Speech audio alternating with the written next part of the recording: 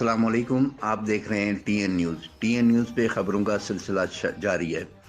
Sport news शामिल करते हैं धाबे जी कुदरती स्टेडियम में शहीद ज़हीर राऊ क्रिकेट टूर्नामेंट का इनेकाद किया गया। टूर्नामेंट के फाइनल मैच में जलबानी 11 ने जहांगीर 11 को 5 विकेट से शिकस्त दे दी। इस मौके पर मेहमान खास फ़कीर नबी बख्श बलोच, साबिक चेयरमैन यूसी धाबे जी ने जीतने वाली टीम को ट्रॉफी दी।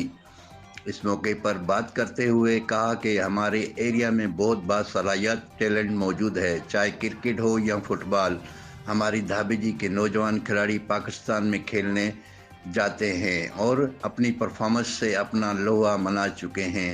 इस मौके पर मकसूद अहमद जोकियो, दाऊद शाह, कारी अब्दुल सलाम, सिकंदर पंवर, यूसुफ बलोच, कारी मोहम्मद फयाज, सईद बादशाह, सैफल मलूक शाह और दीगर मौजूद थे। इस मौके पर मेहमानों ने खिताब करते हुए कहा कि खेल खेलने से माशरे में समाजी बुराइयां ख़त्म होती हैं और मोहब्बत, अमन, भाईचारा भी पैदा होता है। इसलिए नौजवानों को चाहिए कि अपने मुल्क के लिए खेलों के मैदान में आगे आकर अपने इलाके और अपने मुल्क का नाम रोशन करें।